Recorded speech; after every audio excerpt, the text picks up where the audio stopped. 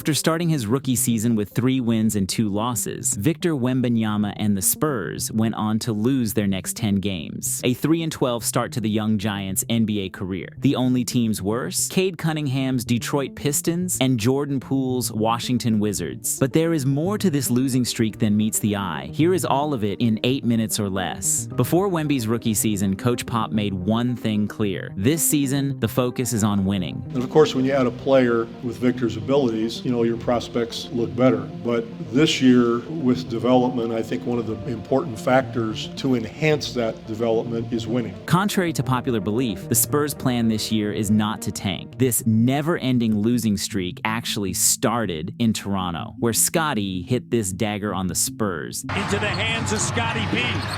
To tie it. Barnes delivers. Devin Vassell had strained his groin in the Suns game before this one, so he had to sit out against the Raptors. And with him went the little bit of veteran leadership the Spurs had. However, in that game, the Spurs had actually been up by 22 points at one point, and this trend would continue. Against Miami, the Spurs were up 19, but still found a way to lose the game. They were up 18 against the Kings, still lost, up 19 against the Grizzlies, still came out with a big fat L at the end of the game. You get the point. The Spurs simply have not been able to keep leads during this losing streak. But why? Well, the truth is, no lead is safe in the NBA. Picture this. You're up 20 and a couple of role players on the opposing team get hot from 3. Blink twice, and when you open your eyes, your double-digit lead has evaporated into thin air. Here, the Spurs run Desmond Bane off a pair of staggered screens. Baines' defender is trailing, but neither Victor nor Barlow decide to help on the 3. Pause it right there. This is a mistake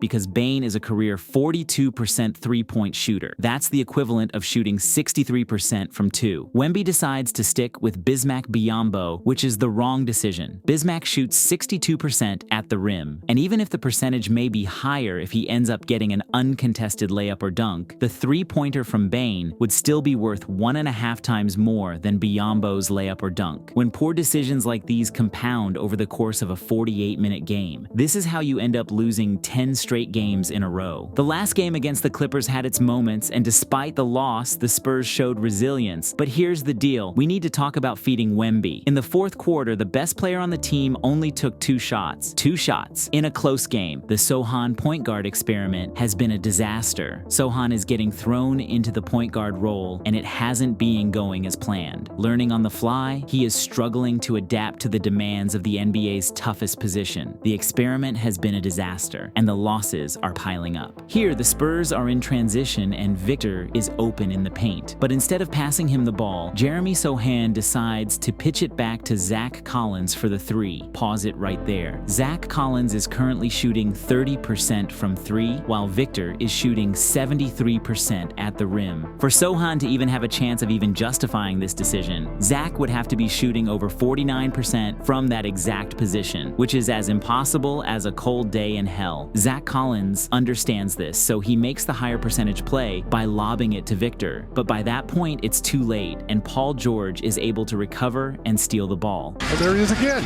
Oh my goodness. Please.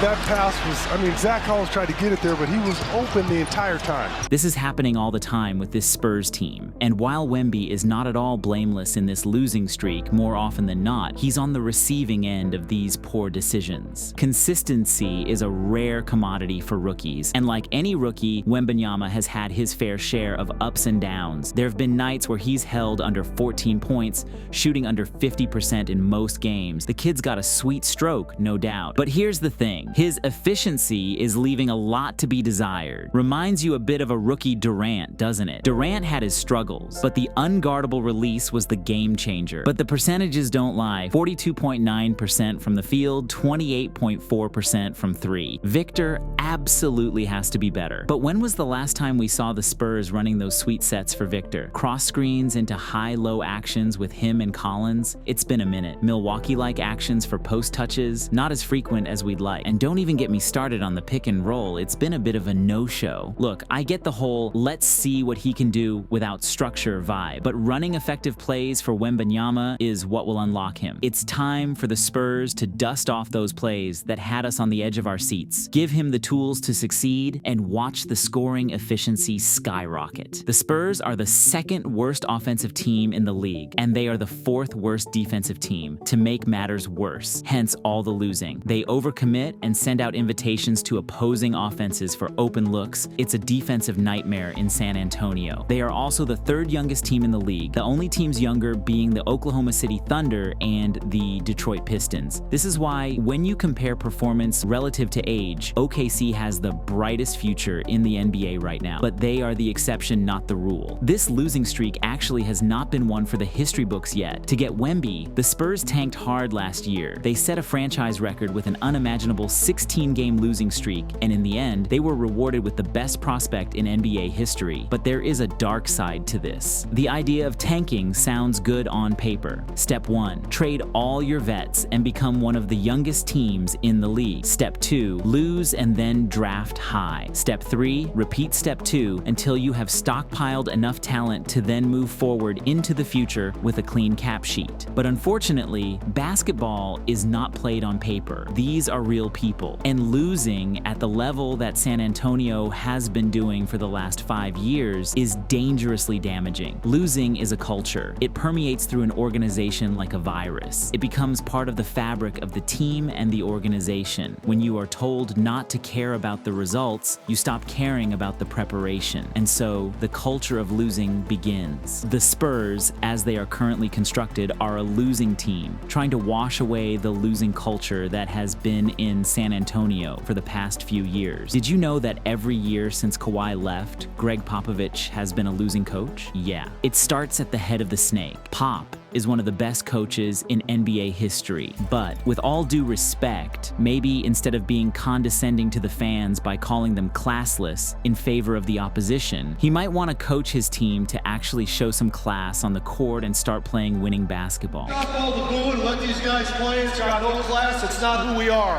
Knock off the booing.